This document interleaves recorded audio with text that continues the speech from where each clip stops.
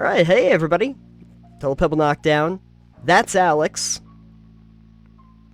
Yes, and that is Nathan. Right Good. there. You got my cue. Wherever you are. Yeah, depending on how our screens look for you. He is in one of these two boxes, and I am in the other box. And for everybody listening to audio, that reference made absolutely no sense. So there's that. That's because we're cats in bread boxes. We are all cats in bread boxes. It all starts with a cat in a bread box. This is deep cut stuff if you haven't been to the website yet. So, anyway, how is your week going so far, Alex? It's okay. Good. It's a week full of gaming goodness. Oh, it's always good to be gaming. How is yours, Nathan? Oh, horrible. It's good, as you might be able to tell from the little goggles that I got on. I've been playing a certain game, and just recently finished said game, but we're going to get into that in a little bit. Perfect. And I'll be able to tell you all kinds of great things about a certain game about going into people's brains in a video game. That's always fun. That sounds psycho. It's yeah, it definitely does. Psycho. I was hoping you were going to say it's not. Oh, it's not. There we go. Perfect.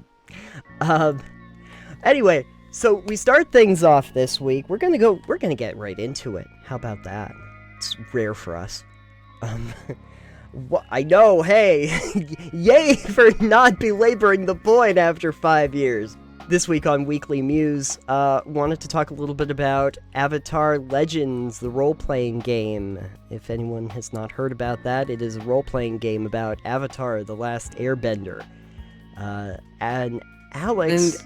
Yes. And the Legend of Korra. Oh, okay, yeah. And Mickey. Yes. Yeah, I'm not as familiar with the lore behind all of it. But I can see, yeah, okay, Last Airbender and Legend of Korra. Are you familiar with Avatar, Alex? Barely, not like... I'm not hugely familiar with every piece of lore and every detail and everything in Avatar and whatnot, and I've never seen Korra. I've seen enough that I'm familiar with what the world is kind of like and the characters and what the bending is and all that stuff. You bend it like Beckham. Yeah. Airbend like Beckham. I'm gonna do that. Yeah, bend it like Beckham. Well, anyway, Avatar Legends from Magpie Games just recently finished their Kickstarter to the tune of, drumroll please, $9.5 million.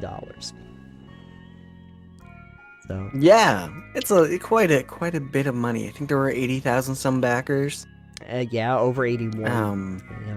Which is 81,000 backers. Which is a testament to how many people really love the setting and stories in Avatar and Korra. Oh yeah. Now the question I had, because there's two kind of different there's two different fandoms, I think, that are here. Do you think most of this is coming from the people that are familiar with Avatar, or the people that are familiar with tabletop role-playing games? Oh, I definitely think that most of these 81,000 people are coming from the realm of being familiar with Avatar. Okay. I'm sure there's a bit of crossover of people who are familiar with tabletop games as well. Mm-hmm. But for the most part, I want to say I feel like the staggering majority, are going to be people who are like, oh, Avatar, I love Avatar. I would totally back a game that's Avatar. Right. And I'm gonna say you're probably right, because if you were just into tabletop games but you're not familiar with Avatar, there's a lot of things that you could have backed instead.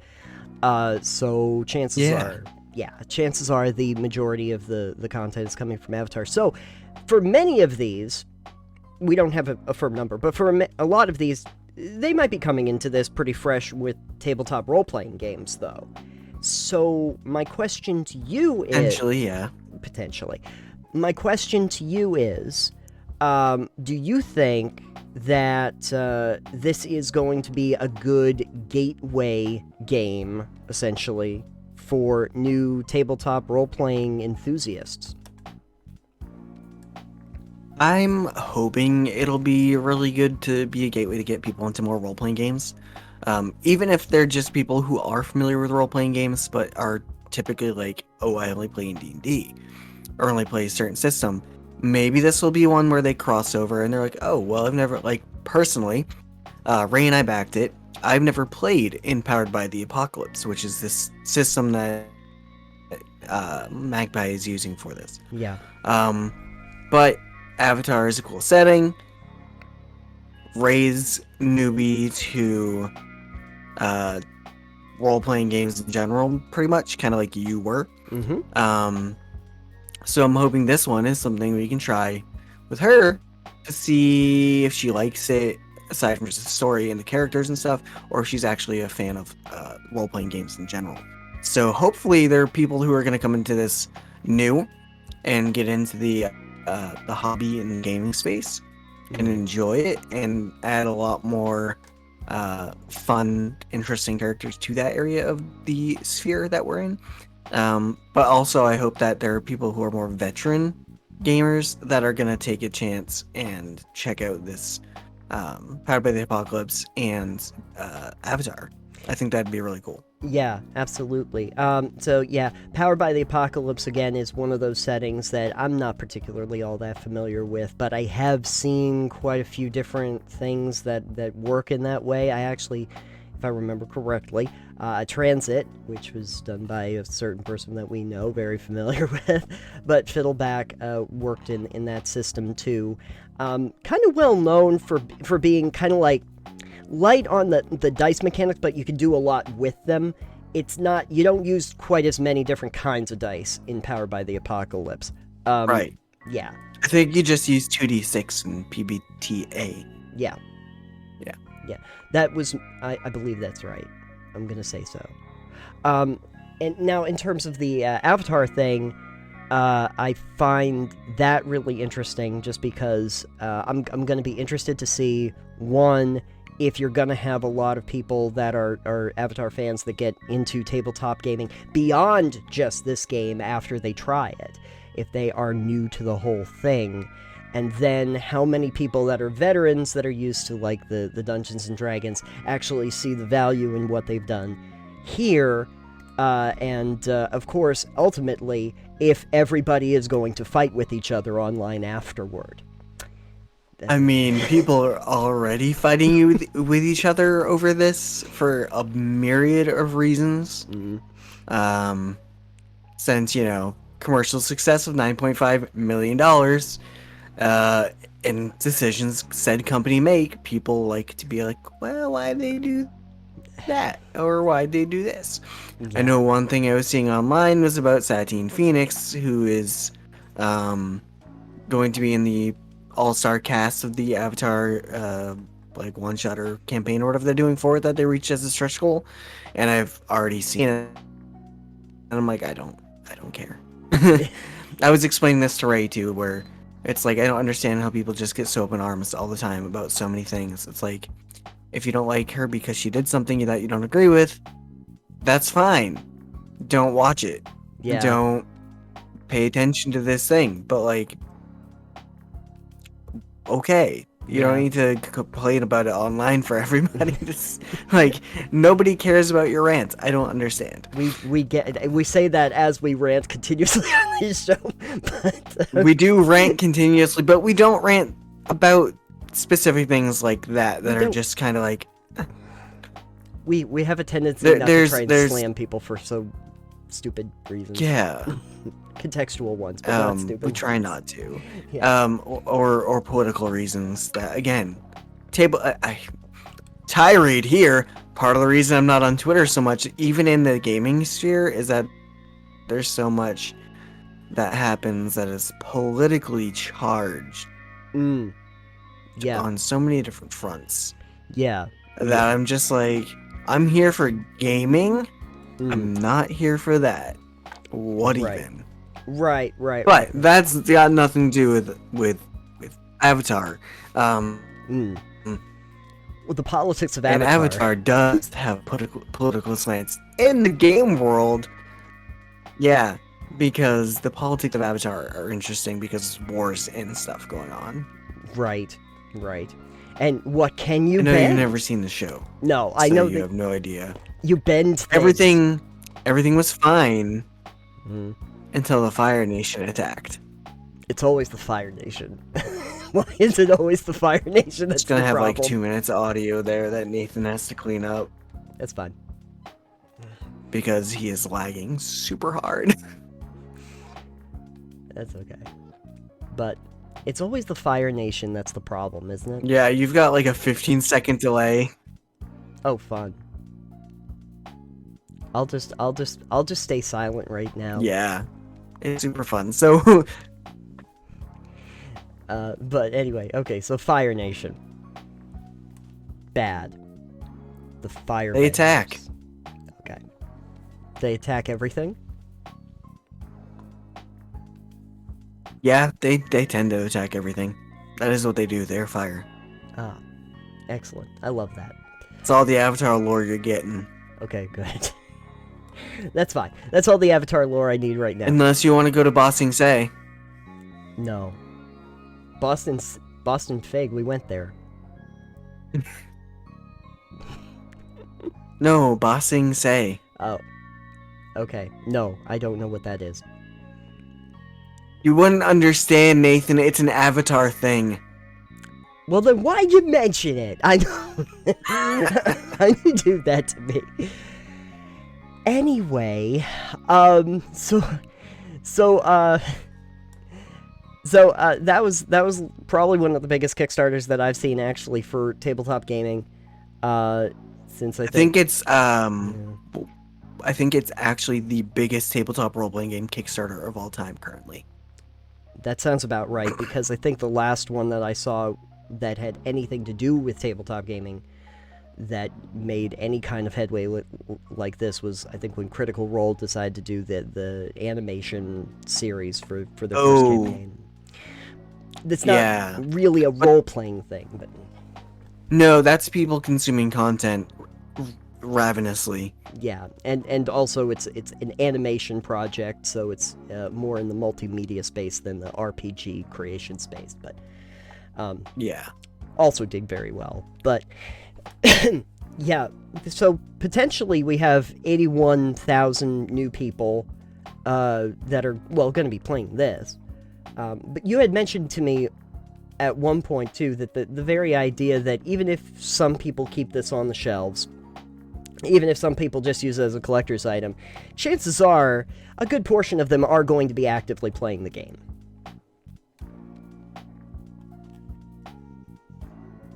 Right. Because you know how people get. Sometimes they're like, oh, I just want this thing to put on my shelf and look pretty. I think there's a Star Trek game that they made at one point that sells for a couple $100 retail. Yeah. And it's like, no one's playing that. No one's touching that. They're just leaving it on their shelf to go, look what I got. Yeah. As you should do with most Milton Bradley games.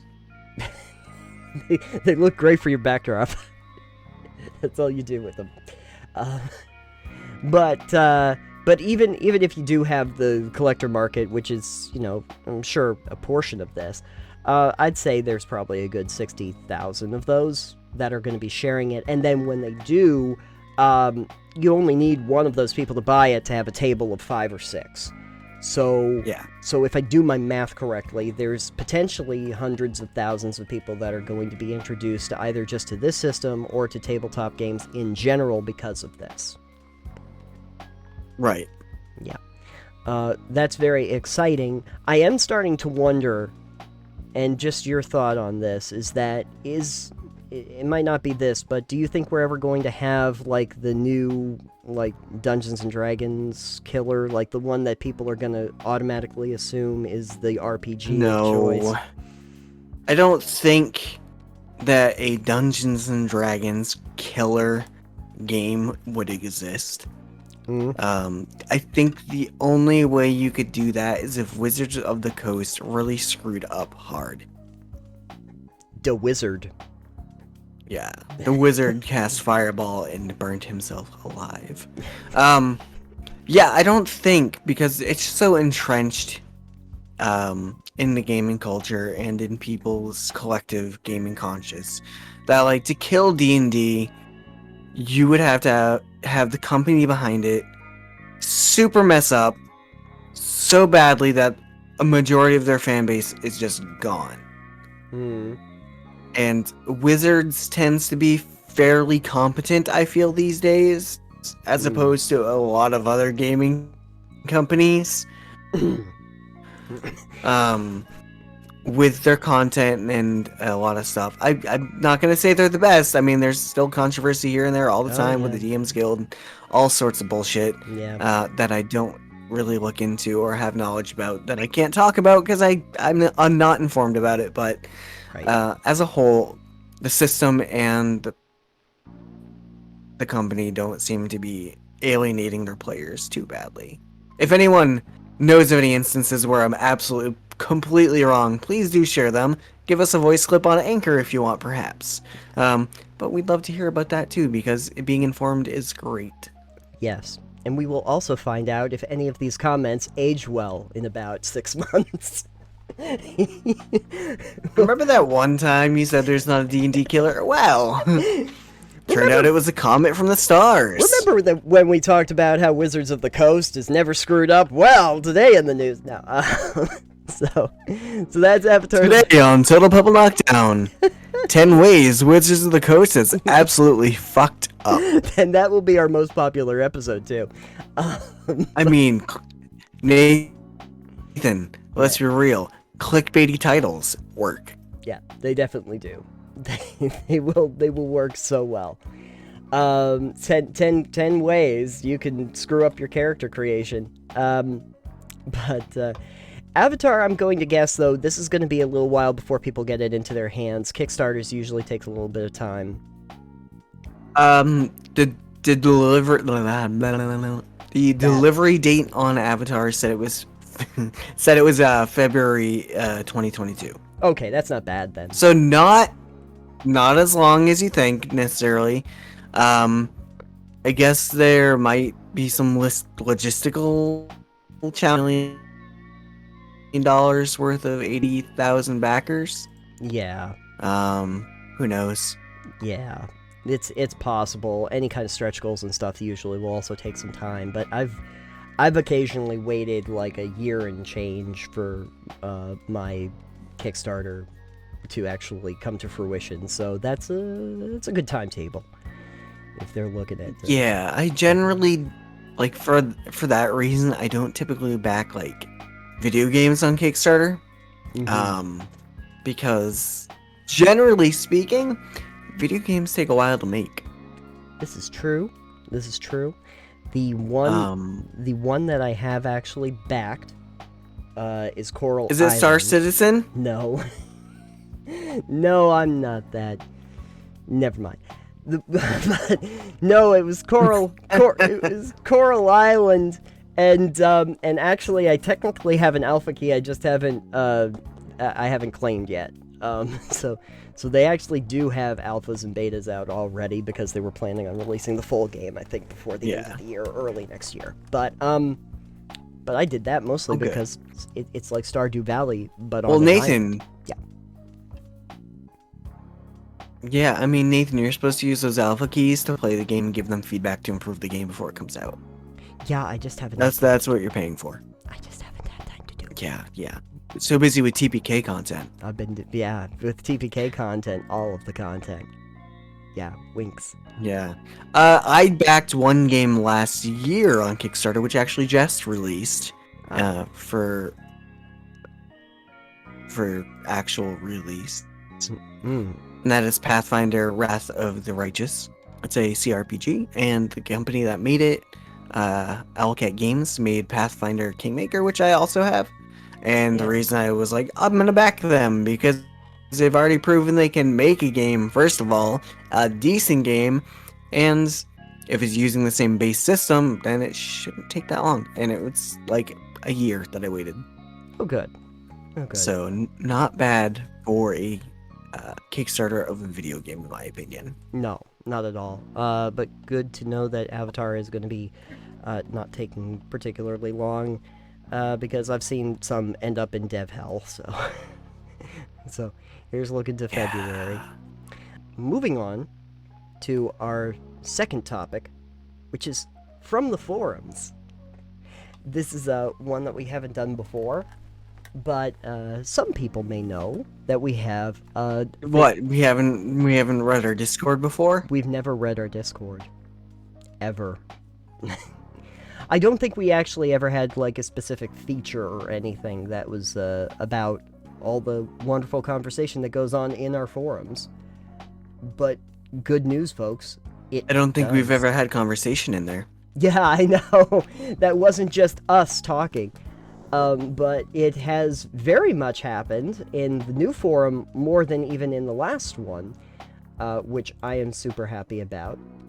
And so the conversation from about a week ago, a week or two, I suppose, was being done by a few people that we have that are common contributors there. And they were talking about an article from the Angry GM, which was about, let me just see, it was titled Memo to the Players #1, Taking Action.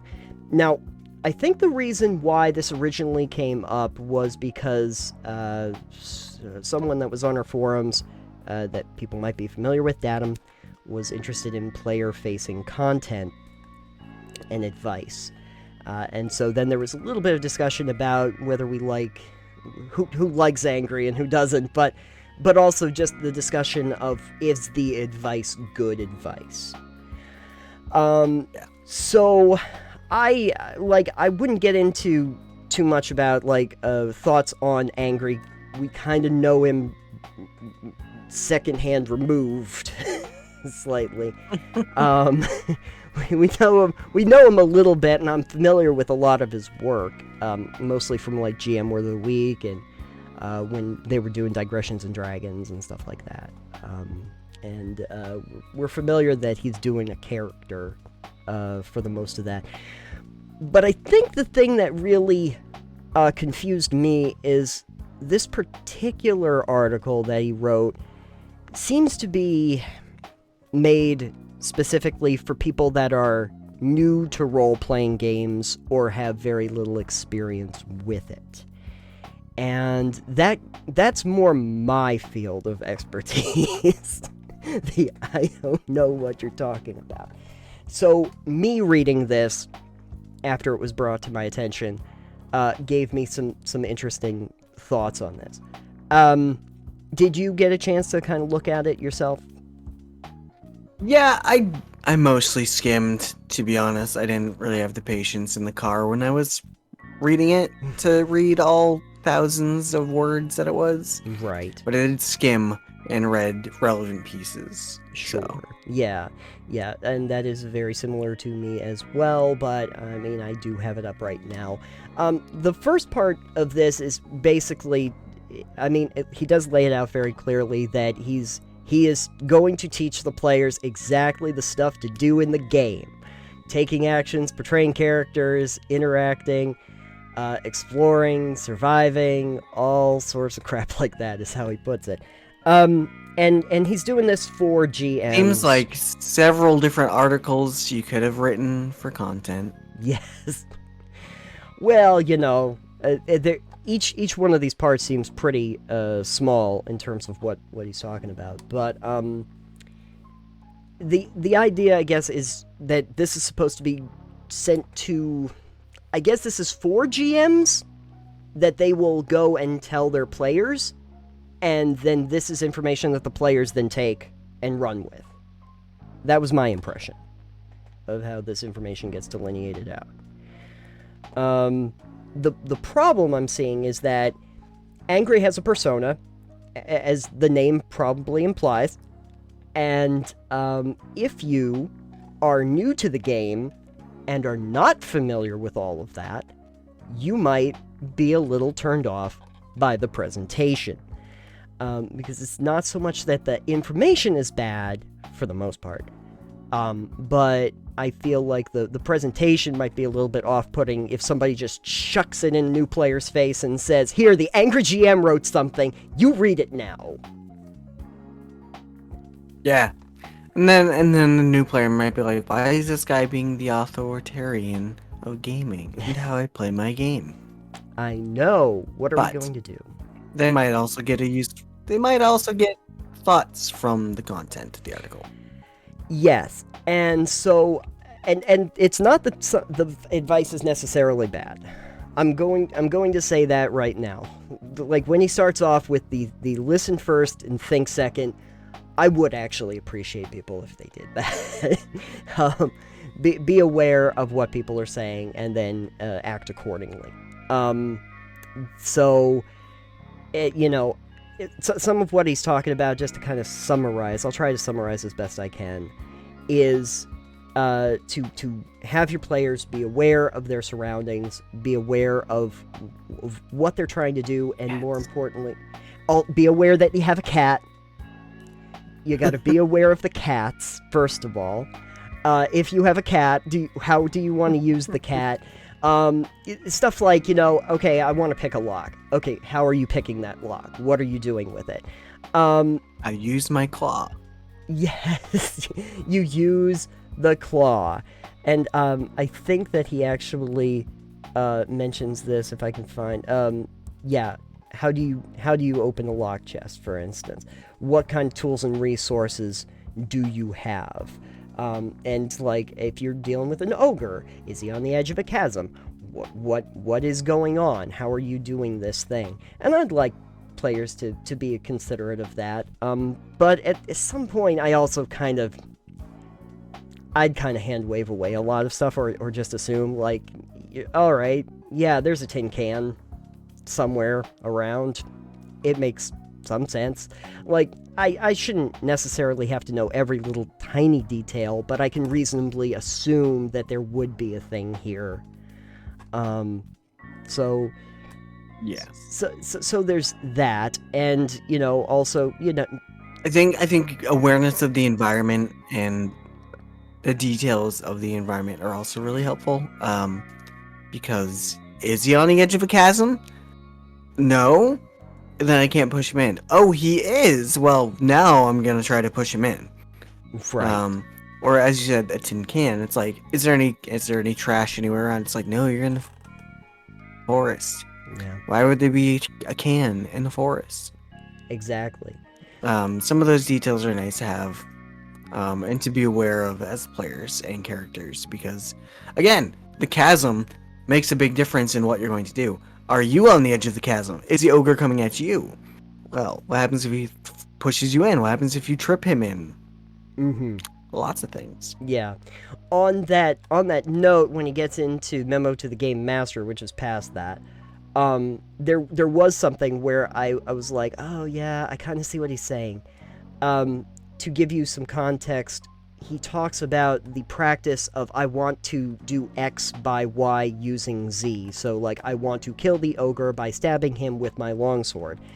And one, I get the reason, again, why he thinks that's a good idea, because it keeps things clear and concise, but it also starts feeling way too much like a regulated game rather than a creative exercise like you kind of figure tabletop gaming will be.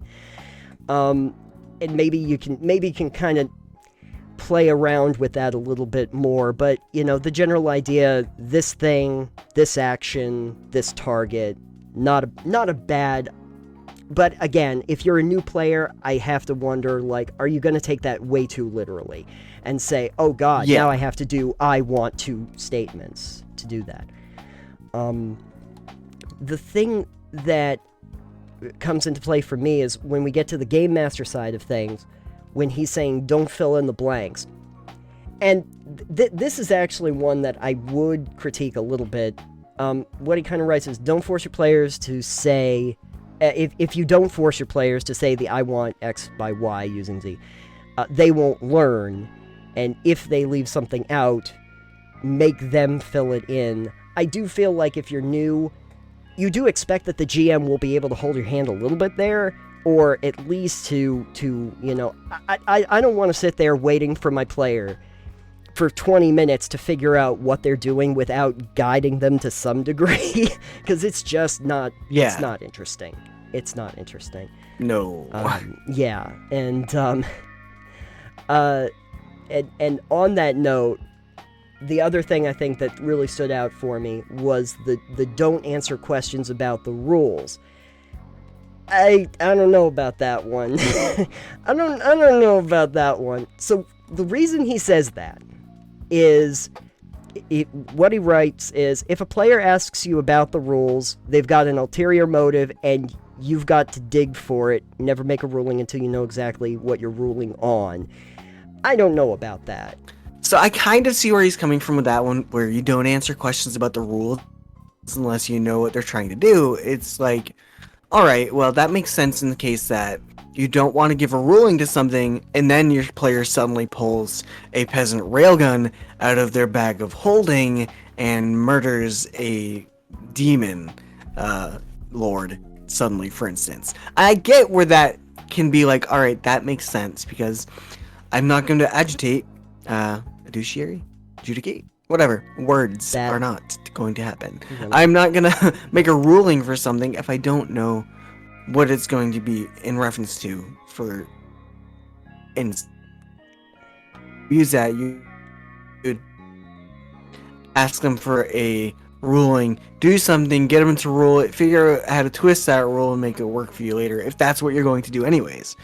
I don't think new players necessarily are the ones who are going to be doing that. It's your very peasant railgunny players who would be trying to pull that shenanigan level off on you. Right. But I can see where that would be decent advice, to not tell people exactly how the rule works without knowing what, like in your world, without telling them, or without finding out what they're trying to do. Like, oh yeah, raise the dead. Does it work like this? And you're like, yeah, it kind of works like this. And then a sudden army of necromancers. I don't know. I can see where it would come in handy, but I want your opinion on it. Okay, because see, this, maybe this is just from my perspective or not, is that if I'm building a world, I should have a pretty good idea of how my world works. If a player asks a question about that world building, I shouldn't have to dig as to why they want it, because then that would force me to be saying, like, I'm going to try to modify the world because I don't want them to try something in the world that I built. And if somebody else is running the game, I would be like, well, in the rules that you've built, before you go and tell me I can't do something, if you're saying that these are the rules as written in your world, how the mechanics work, I might be able to take advantage of that. I might be able to do something with it, but hey, them's the rules that you set down. And if you say you want to know what I'm trying to do first, then are you going to try to modify your world so that I can't do that thing? And so I keep thinking, like, you said the bag of holding with a peasant railgun, but isn't that awesome, too? Because everybody will remember the bag of holding and the peasant railgun. And what would have happened if they said, well, what I'd like to do is I'd like to take out a bag of holding and I'd like to make a peasant railgun with a bag of holding. I kept all the peasants in there. And they say, oh, no, actually in this world, we don't do that with bags of holding. You got to check your peasants at the entrance of the bag of holding before that works. Sorry. It's like, well, there's a tremendous epic moment that you just threw away because you didn't want it to derail your game. I'm just thinking about, like, all the times where stories went in such an interesting new direction because the GM wasn't in control for that moment, realized that they had set something up that could be exploited or worked in a different way, and then the players took it off in a different direction. Whatever the game world is, if you really are the person that's in charge of the world building, I don't think you should have to rely on your players to like fact check before you come back to it and say, like figure out if they're going to exploit the world you built before you go back and do something about it. it's like saying that the rules are the rules, but I'm gonna wait till you say something to determine if that's actually the rule. And so from my perspective, I see that as maybe not the best way of actually presenting it. If you, however, have built the world and it comes up to a question that you had never asked yourself, I still think that, like, don't ask the players what they're trying to do with it. Figure out how you want that to work that makes sense for the world first. Yeah. Then if the players... I agree with that. Yeah. Then have the players figure out if they're going to exploit that, and then you can work with it after that. But I actually, and on the other hand, on the other point here, I like the idea of players trying to figure out, almost like a puzzle, how they can work the rules of that world, because it feels like they're actively engaged with what the world is and how it's being presented, and they're not just being sent through a series of events. So I guess that's probably the biggest point of contention I probably had with the article, and the biggest thing I would disagree with, because I think that just speaks to the relationship between the GM creating the world and the players playing in the world. It feels like the person trying to create the world has to continually modify and change the rules of the world based on what the players do, and then the players don't really feel like they have agency to work or change things inside of it. If that makes sense. That makes sense. I concede to that making sense. Okay, good. We concede to that making sense. I also think that on the one other note though, I did think Crave had made mention that it is kind of ironic where he talks about people don't need to play a character because they're not always like in some giant, streaming game, while Angry is definitely very much playing a character in everyone. Oh yeah. It's definitely a bit of irony. Yeah, a little bit. Good catch, Crave. I didn't think about that either. Just as a general, we'll end it soon. But when you look at this kind of information being presented from somebody who's obviously a big creator in the space, Angry's got a big following. Do you think that this helps bring people into the hobby of tabletop gaming, or do you think that it's more likely to be off-putting? I feel like that's more likely to be off-putting to newer people, but I feel like it's not directed at people that are newer anyways. Okay. Like, facing-wise, it's directed at the newer players, or less experienced players, but it's not something like an article you would I don't think you would present that article to new players and expect them to be like, oh yeah, that makes me totally want to play. It would probably be more off-putting to them. Yeah. I mean, I can kind of see if he's thinking about presenting this a GM that's had players on the table for a while that are not getting it. And that might be what he's trying to accomplish here. However, if you're dealing with people that are not familiar with the system, and you had them for like 1 or 2 sessions, and things don't seem to be working out quite that well, this might not be the best thing to show them off the bat. When I was new into this, not too long ago, and I didn't have any experience, if I read this, my thought really would have been finding a different hobby. Just not even gonna bother. This is the landscape, apparently. This is my only input into it. I guess I'm just gonna walk away now. I'll eat pizza and Doritos without a piece of paper in front of me. Yeah, you can just eat pizza and Doritos and Mountain Dew without needing to play role-playing games. That's allowed. Yeah, you could do that. Why bother with all of this? This seems way too I thought we were having a game. Like, this feels way too much. I think that's the problem. This feels way too much like board game rules. And I don't really think that a lot of people that are playing tabletop gaming really wants it to feel too much like a board game. They want it to feel like a very unique experience where they have creative freedom and are able to do things outside the realm of just general rules. And so I think that I can kind of understand where people might have had a little bit of an issue with that. But I am also really happy that Angry was trying to do some player-facing content, because like so many people in the comments had mentioned in the forums, is that is not always, that is not usually what people focus on. They usually focus on GM rules. Yeah. On the flip side, what we need to do is figure out a party game style light RPG that you can do, and introduce new players into role-playing. Very easy, with rules light and super fun on the fly. That's something we need to look into, Nathan. Yeah, I'm sure that they exist, and I just don't know of an example off the bat. However, good news, we have both a Discord, and we have a Twitter account, and we have an email account, and we even have the ability for you to send a voice on our Spotify. So if you can think of any of those rules light systems that are good for introducing players into TTRPGs, please tell us. We would very much like to know about them. We might even talk about them on the show. In a segment just like this. We might even have the creator of them on the show. Who knows? You never know. Do we have that much pull? Time will tell. We'll see how that ages, too.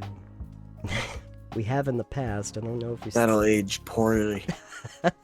This segment aged like milk. Anyway. Okay, so for our last segment, we're gonna have a little bit of a soapbox, and that means I gotta put these on. Because, Alex, you know what I'm gonna do? I'm gonna go inside your mind right now. That's right. Whoa! Yeah, I know. I'm gonna get myself... That's a terrible place to be. I'm gonna get a little door, and I'm gonna pop it on your forehead like this, and then I'm gonna open it up, and I'm gonna go into your mind, and that's going to be terrifying. Anyway, the reason I'm saying that is because, I was playing a game recently that might be the reason why I have a certain moniker that I go by. I was playing Psychonauts 2. I was playing Psychonauts 2. That is how I got the name Titanium anyway. It's from that game, in case anyone can't figure that out. And I would guess you're a fan of the game then? No, I hate it. If that's where your moniker's from, I'm sure you're familiar with it. Maybe just a little bit of a fan. I may... The Psychonauts game. I you know what's fascinating to me is I thought like everyone played Psychonauts when it first came out, and it was like 16 years ago that the game came out, the first one. And I thought like everyone played it because it seemed like such a big deal at the time, but now talking to people, everyone's like, "Oh, what was that game?" And it's like, yeah. Like, that game was a footnote. It was like one of the best things Double Fine ever made, and that's pretty high praise, because Tim Schafer, kind of a legend in the industry, this is like one of his big platforming epics. It was very innovative, and no one knows? Okay. Damn. Oh, William. Who? Yeah, exactly. But anyway, so Psychonauts 2 finally came out, 16 years after the original.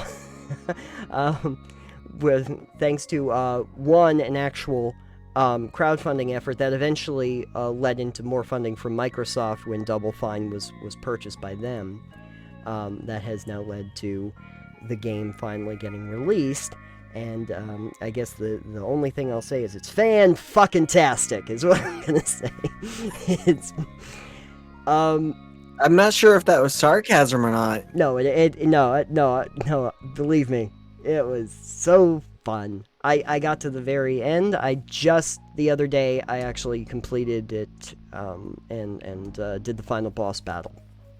A lot of content, still just as innovative and interesting as it was before, still mind-bendy, still going into some heady subject matter, and just a lot of fun stuff, chock full of good stuff.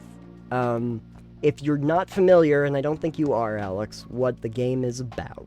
No, I'm not. Okay, so... I mean, I'm vaguely familiar with what the game is about, but right. Please go on. So, imagine if you had a platformer, but every level in the platforming game was where you went inside the psyche of somebody's mind. And so That sounds terrifying. it kind of, and some of the levels can be. But that's what happened. In the original game, it was Rasputin Aquato, who's the main character in all these games, went to Whispering Rock's psychic summer camp, to learn how to be a psychonaut, basically. And while he was there, he uncovered this whole thing that was going on where this deranged doctor was stealing kids' brains to fuel these psychic tanks. Don't try to think too much about it. The point is, during that time, there were some... I would like a psychic tank now. Well, of course you'd like a psychic tank. There's always good times. Until you have to fight. But it led to some of the most iconic game worlds, really, for people that played it. One where you go inside the head of a lungfish, and you think that you're like basically a god. The lungfish is terrified of you, so it thinks that you're a Godzilla monster going through Lungfishopolis and destroying all the buildings. There's like the Milkman conspiracy that's like this twisty road. It's full of like cameras around that thinks that you're some kind of an intruder into it. There's the one that's like this guy who thinks he's Napoleon, and it ends up being like a board game where you have to move different pieces around and beat Napoleon at this board game with the guy. Some really innovative, interesting worlds that they built. Cubes that there's one character called Sasha 9 who's very meticulous and very by the books, and when you go inside his mind, it's a cube, and so there's 6 different sides, and you can pop each one of them open, and it's a scene from his life, and you can close them on down. Some really interesting stuff. They do the same basic idea in the sequel. There are worlds that are all teeth, because you go inside a dentist's mind, who's the evil scientist. All teeth. Oh, jeez. So there's a lot of teeth in the first level.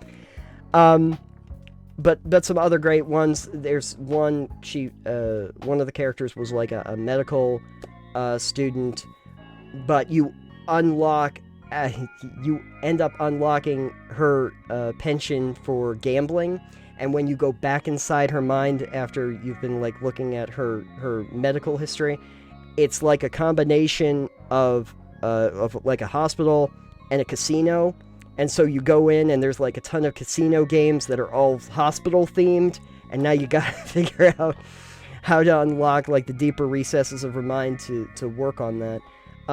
Some really interesting things where you're like going through the pages of a book in 2 dimensions. They just very creative way of doing platforming. Still great, still very highly recommended, really fun. But not really what the soapbox is about. Sure. The soapbox that I was going to be on today is some people had made mention when the game first came out if I was going to stream it or not. And one, obviously because internet weird, I wasn't really in a position where I could do that right now. No. Internet weird? We're only doing this as a 20-second delay. Exactly. Only 20 seconds. But, and then it jumps up to like 1 second delay, and it's like, oh no, that's even better. But one, I didn't really feel like I had what I needed yet to do streaming again, but also I wanted to talk a little bit about the difference between actually streaming games and just playing games. And the kind of the hemming and hawing that I have about that too.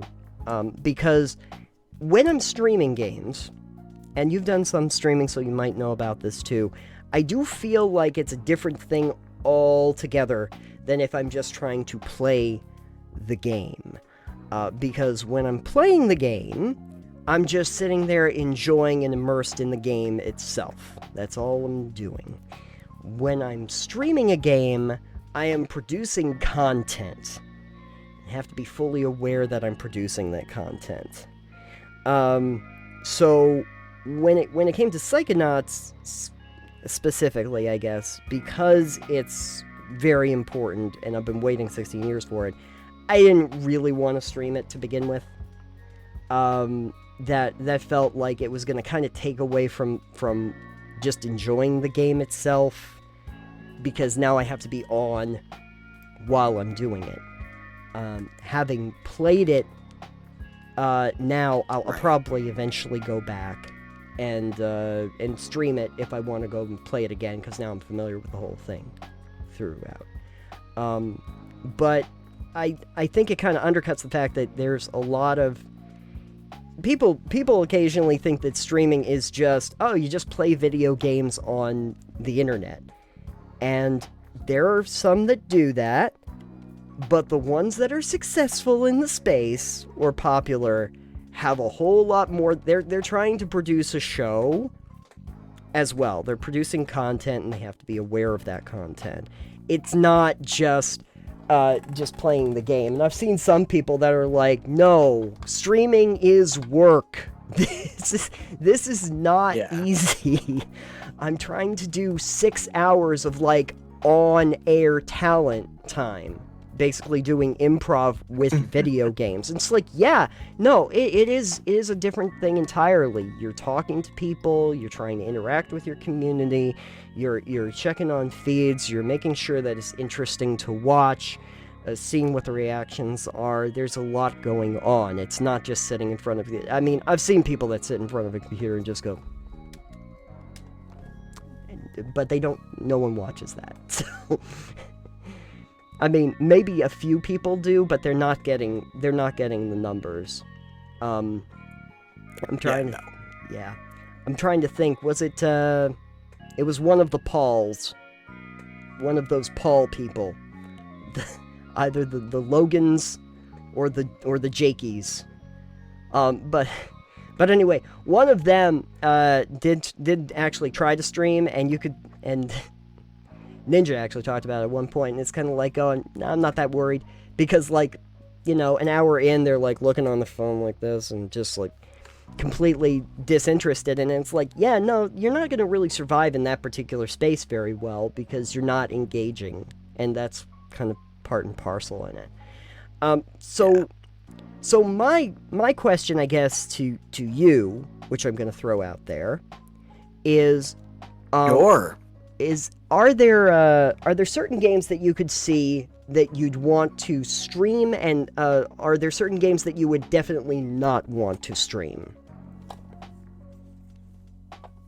I mean, definitely. I'd been playing, I think, Tides of Numenera a bit. One of the last times I streamed. And it's a CRPG, and it's a very story-heavy game. And it's very much a lot of reading. And it was like, well, I could read all these to myself like I would if I'm playing the game by myself. But that's not engaging. No. I could read every bit of information that the game presents to me in text form to the audience, but that's a lot of reading. Yeah. That's now books on tape. So like very story heavy games I don't think are the best idea for like streaming in general. Cause there are a lot, like, unless it's very voice narrated, like top AAA, top of the line voice acting, unless it's something like that, that's okay, I think, because it can hit you with the story beats and hit everyone else with the story beats the same way you're feeling them.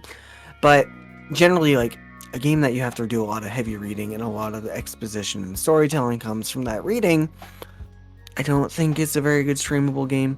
On the other side, games like Fortnite, not that I like it, but games like that do not have a lot of story and in-depth stuff for you to pay attention to are very streamable because people can feel, you can chat with your community more, you can hang out, you can do things, you can be ridiculous, you can be silly, and especially in those games with matches, you're going up against other people.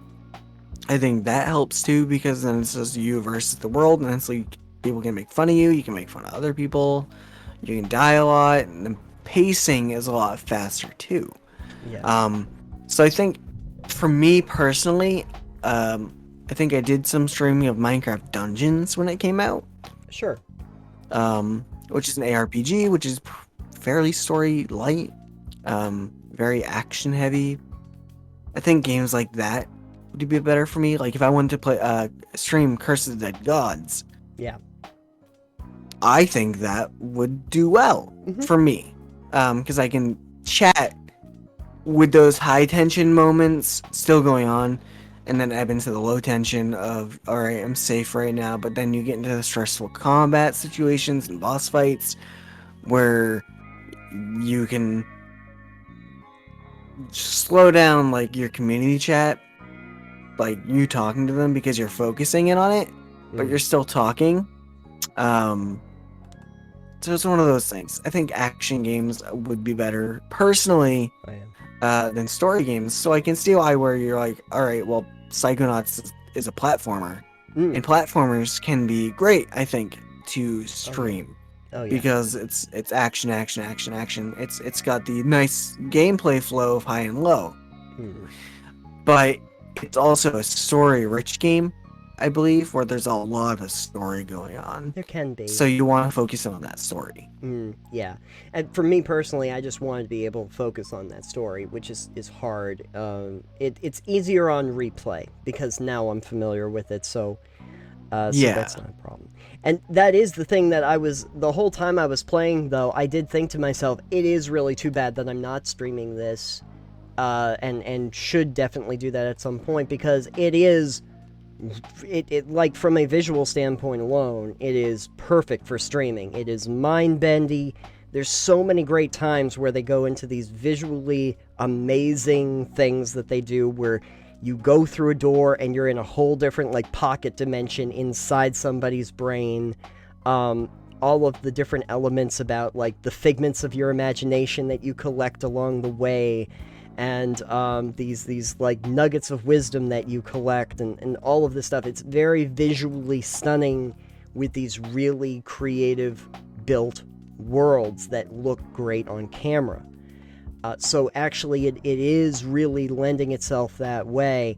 I don't know how many people are really doing it on stream, because again, it apparently is much more of a niche than I thought it was going to be. Took 16 years to get a sequel. But the fact is that in terms of just the basic ability to stream it, it sounds great, it looks great, there's good voice acting and everything, and so it really lends itself well to that. But from my personal perspective, there are some games that I don't really want to do on stream, because again, it's just going to be an exercise for content creation, and not the enjoyment of actually playing the game itself. But you are right, though. Things that are very text heavy, things that are very strategically built, especially like turn-based stuff, can be very difficult. Very story rich. I think turn-based stuff would be fine, honestly. Turn-based games would be fine because you can chat and you can take your time. Yeah, okay. Yeah, I can see that. That being said, I don't like tactics games typically, so like a turn-based tactics game in general wouldn't be good for me. But like if you wanted to play Civ, or if you wanted to play any turn-based RPG or anything like that, it might be okay. Right. Yeah. I just recently played XCOM 2 again, which is good on computer because I can actually watch things while I'm playing, because I don't have to keep my whole attention on it. But I mean, that's a tactics-based combat game, and I always like it. I think it would be fine on stream, but it might get a little boring for people, depending on who your audience is. I think it's a little bit more action-oriented than some others, but yeah. At any rate, though, if you are watching streams and you understanding that, you know, it is really not the same animal as if you are just playing a game, and to be aware of that, because I know that there seems to be a real, I talk to people that are like young and old, and everybody's like, I could stream this thing. And it's like, you can, and if you want to, that's great, but be aware that it is going to feel very different than if you are just sitting down and playing it by yourself. Because you are now in an audience situation, and you are an on-camera personality when you do that. So just be aware of it. But anyway, that was my big soapbox for the day. Kind of like us. We're technically now on-camera personalities. Oh God. And now we have to be on-camera personality. Now we got to be visually rich and interesting every single time. Oh God. Why do that? But anyway, I can go. Yes. Put these things up in the background. Now it's visually interesting here. That's true. And now I have costumes. And now I can go inside. That looks terrifying on you. I know. But see, Raz has goggles like this. Similar. Yeah.